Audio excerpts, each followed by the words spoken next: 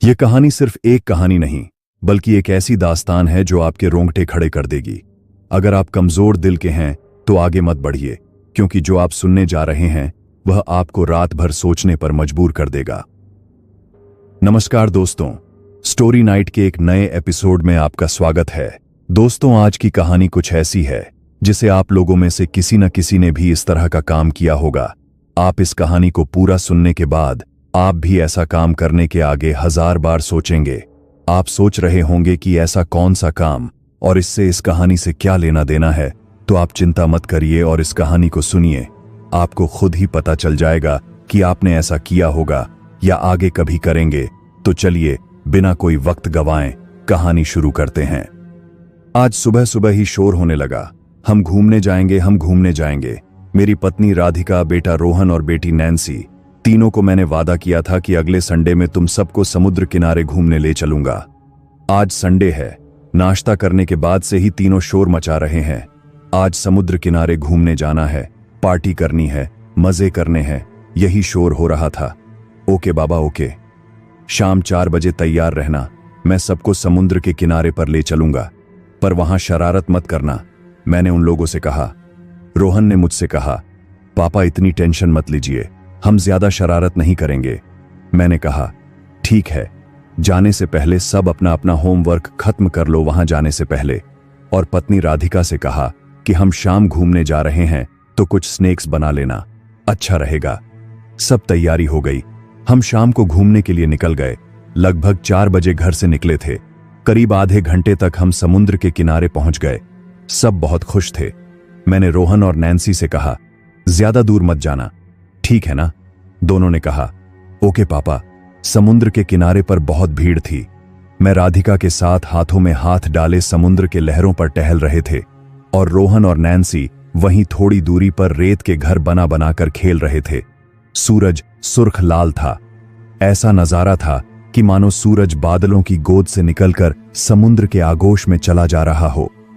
अब सूरज की गर्मी शीतल होती जा रही थी। धीरे धीरे लोग भी वापस जाने लगे थे। समुद्र के किनारे पर बहुत से फेरी वाले, खिलौने वाले सब घूम रहे थे। हम सब ने अपना लाया स्नैक्स खा लिया था। शाम खत्म होने लगी तो हम भी घर की ओर चल दिए। घर लगभग 8 बजे पहुंचे। ओह, सब थक चुके थे। कुछ खाने का भी मन नहीं था, तो हम सब ने एक एक गिलास दूध और केले खाकर सोने चले गए। अचानक रात के 2 बजे नैन्सी और रोहन बहुत तेज चीखें। रोहन और नैन्सी अपने रूम में सोते थे और हम अपने रूम में। जब हमने दोनों की चीख सुनी तो हम उनके रूम की ओर भागे। उनके कमरे का गेट खोलते ही वो हमसे आकर लिपट गए और रोते हुए बोले कि मां, कुछ अजीब लग रहा है, रूम में शायद कोई है। हमने दोनों को संभाला और कहा, बेटा कोई नहीं है, चलो चेक कर लेते हैं। फिर हम उस रूम को चेक करने लगे। उस रूम की खिड़की भी अच्छे से बंद थी। तो हमने बच्चों को समझाया कि डरो मत, ये सब वहम है, जाओ सो जाओ। और फिर दोनों बच्चों को सुलाकर हम भी सोने चले गए।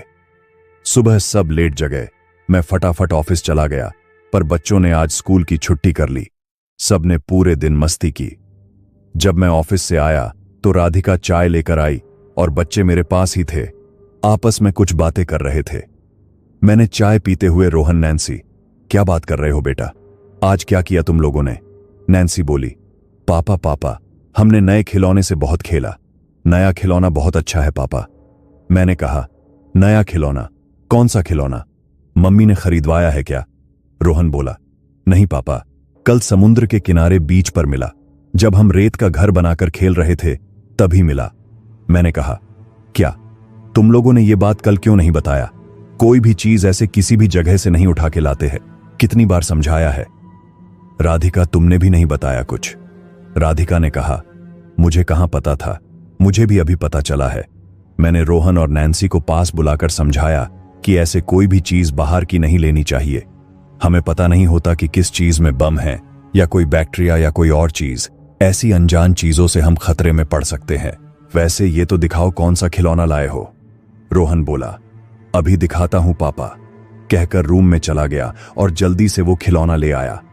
ये खिलौना नहीं, पृथ्वी का बना ग्लोब था, जिस पे सारे देश बने हुए थे और उस पर 3 फ्लैग लगे हुए थे, जिसके नीचे चुंबक लगे हुए थे। और ये ग्लोब लोहे का बना हुआ था। तीनों फ्लैग उससे चिपके हुए थे। ये फ्लैग पीला, हरा, लाल 3 रंग के थे। अब ये तो नहीं पता कि ये क्या था, कोई खिलौना या मैप। पर कुछ भी हो, इसे घर में रखना ठीक नहीं लग रहा था। पर इससे कोई हानि भी नहीं हुई थी, तो मैंने बच्चों को समझा के छोड़ दिया। मैंने कहा रख लो इसे, पर आगे से कोई भी सामान बाहर की मत लाना, वादा करो। दोनों ने इस बात का प्रॉमिस किया कि आगे से वो दोनों ऐसा दोबारा नहीं करेंगे। जिंदगी नॉर्मल चल रही थी कि एक दिन राधिका का कॉल आया। वो बहुत डरी हुई थी। उसने कॉल करके मुझसे कहा, सुनते हो, मुझे बहुत डर लग रहा है, आप प्लीज जल्दी घर आ जाओ। मैंने कई बार पूछा, आखिर क्या बात है राधिका? पर उसने कुछ नहीं बोला, बस रोते हुए बोलती रही, आप जल्दी आ जाओ बस। मैं भी ऑफिस से छुट्टी लेकर जल्दी से घर पहुंचा। घर पर राधिका ने बताया कि रोहन के कमरे से जोर जोर से हंसने की आवाज आ रही थी, तो मैं देखने गई। मैंने देखा रोहन और नैन्सी के अलावा भी तीसरा कोई और था। वो तीनों उस ग्लोब में खेल रहे थे। नैन्सी की आवाज आई कि ये ग्रीन फ्लैग मेरा है। रोहन ने कहा येलो फ्लैग मेरा है। तभी तीसरे बारी की आवाज आई, ये रेड फ्लैग मेरा है। और फिर तीनों तेज तेज हंसने लगे। मैंने देखा वो ग्लोब हवा में लटक रहा था। प्लीज कुछ कीजिए, ये सब क्या हो रहा है? राधिका को बहुत समझाया, शांत किया कि चलो देखते हैं, फिर आगे कुछ करेंगे। मैं राधिका को लेकर रोहन नैन्सी के रूम में गया और रोहन से पूछा, रोहन ये सब क्या चल रहा है, कोई मुझे समझाएगा? रोहन चुप रहा। नैन्सी बोली, पापा वो हमारा दोस्त है और वो हमारे साथ ग्लोब के साथ आया था, उसी के साथ हम खेलते हैं। पर अब वो मां से गुस्सा हो गया है क्योंकि मां ने उसे देख लिया है और शोर मचाने लगी है। मैंने दोनों बच्चों को डांटते हुए कहा, ये सब क्या लगा रखा है तुम दोनों ने? यहां कोई मजाक चल रहा है क्या? कुछ भी बोलते जा रहे हो। ये ग्लोब ही इन सब की जड़ है ना, इधर लेके आओ उसे। बस मैंने इतना ही बोला था कि रोहन की तेज आवाज आई, नहीं पापा है मेरे। और एक फ्लावर वॉश आकर मेरे सर से टकराया और मेरे सर से खून निकलने लगा। ये सब राधिका देखकर बहुत तेज चिल्लाई और बच्चे भी डर गए। मैं तो सदमे में था कि ये सब क्या हो रहा है। अपना सर किसी कपड़े से दबाए सबको लेकर उस कमरे से बाहर की तरफ भागा और उस कमरे को लॉक कर दिया। सब लोग अब पूरे घर को बंद करके बाहर आ गए और कार में बैठकर पहले अस्पताल गए। कार राधिका ही चला रही थी। मेरा खून बंद नहीं हो रहा था। मैंने खून को रोकने के लिए कपड़े से सर को दबा रखा था, जिसके कारण वो कपड़ा पूरा खून से गीला हो गया था। अब मुझे नींद सी आने लगी, शायद मैं बेहोश हो रहा था। मुझे 3 घंटे बाद होश आया। मेरे सर की पट्टी हो गई थी, सब पास ही थे। फिर राधिका ने बताया कि उसने सबको फोन कर दिया है और अपनी मां को ये सारी बातें भी बता दी हैं।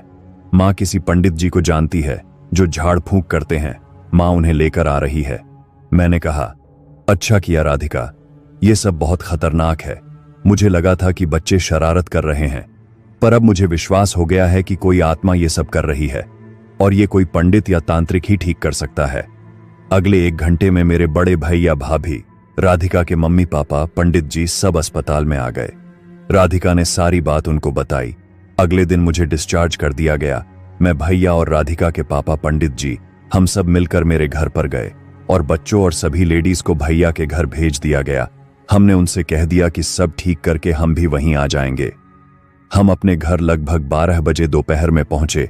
पंडित जी सबसे आगे थे। उन्होंने पहले घर पर गंगा जल छिड़का, फिर दरवाजा खोलकर अंदर कदम रखे। दूसरा कदम रखते ही सारा सामान इधर से उधर होने लगा। पंडित जी ने मंत्र पढ़ते हुए अंदर घुस गए। कुछ ही देर में ये सब सामान का फेंकना बंद हो गया तो हम भी घर के अंदर आ गए। पंडित जी को मैंने बताया कि ये वाला रूम ही रोहन और नैन्सी का है, इसी कमरे में वो खिलौना ग्लोब है। पंडित जी ने फिर कोई मंत्र पढ़ते हुए उस कमरे पर गंगा जल छिड़का। तभी अंदर से गुर्राने की आवाज आई और कमरे के अंदर सब उथल पुथल होने लगा। पंडित जी अपने मंत्रों को पढ़ते रहे। उस कमरे में से कभी चीख तो कभी गुर्राने की आवाज आती रही। फिर सब शांत हो गया। पंडित जी ने उस कमरे का दरवाजा खोलने से पहले हमसे बोले कि देखो, आप लोग मेरे पीछे ही रहना और जब मैं आपसे कहूं तब ये गंगा जल और मंत्रों से बांधी गई इस सफेद चादर को उसके ऊपर डाल देना, क्योंकि वो अपने मन से गायब और प्रकट हो सकता है। पर यह चादर उसके ऊपर रहेगा तो वो असहाय हो जाएगा, फिर हम उसे वश में कर सकते हैं। हम समझ गए थे कि हमें क्या करना है। मैंने और भैया ने वो चादर लेकर पंडित जी के पीछे पीछे चलने लगे। अंदर जाते ही जोर जोर से हंसने की आवाज आने लगी। पंडित जी ने भी अपने मंत्रों का उच्चारण तेज कर दिया। और घर में चारों तरफ गंगा जल के छींटे मारने लगे। तभी हमारे सामने उस लड़के का अस्तित्व दिखा। पंडित जी ने तुरंत बोला, ये चादर उस पे डाल दो।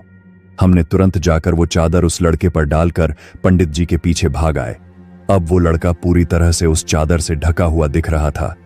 पंडित जी ने कहा, डरो मत, अब ये कुछ नहीं कर पाएगा, बस चिल्ला सकता है, तड़प सकता है। उसके बाद पंडित जी ने मुझसे वो ग्लोब मांगा। जैसे ही ग्लोब पंडित जी के पास गया, वो लड़का चीखने चिल्लाने लगा, मुझे छोड़ दो, मैं चला जाऊंगा। पर पंडित जी ने उसकी एक न सुनी और उस ग्लोब को उसके तीनों फ्लैग के साथ साथ जला दिया। उस ग्लोब के साथ साथ वो चादर भी जल उठा। लगभग 30 मिनट तक जलते जलते सब शांत हो गया। उस घर में फिर से पहले की तरह शांति फैल गई।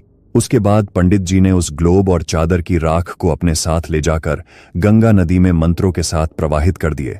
और उसके बाद हम सब भैया के घर गए। हमने सारी बातें भाभी राधिका और मम्मी जी को बताए। बच्चे भी डरे हुए थे। हमने पंडित जी को धन्यवाद कहा और दक्षिणा देना चाहा, पर उन्होंने नहीं लिया। कहा, इस पैसे से भूखे को खाना खिला देना। और ये कहकर वो यहां से चले गए। राधिका के मम्मी पापा भी अपने घर चले गए और हम भी अपने घर वापस आ गए। घर का बहुत बुरा हाल था। सब ठीक किया हमने और फिर हम नॉर्मल जिंदगी जीने लगे। इस घटना से हमारे बच्चों को एक सबक तो मिल गई कि इस तरह कोई भी आवारा चीज न ही उठानी चाहिए और ना ही उसे घर लाना चाहिए। तो दोस्तों, आपको ये कहानी सुनकर कैसा लगा?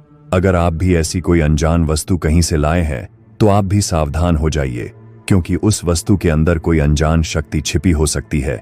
कृपया आज से ही उस वस्तु पर नजर रखिए, क्योंकि वो भी कोई श्रापित वस्तु हो सकती है।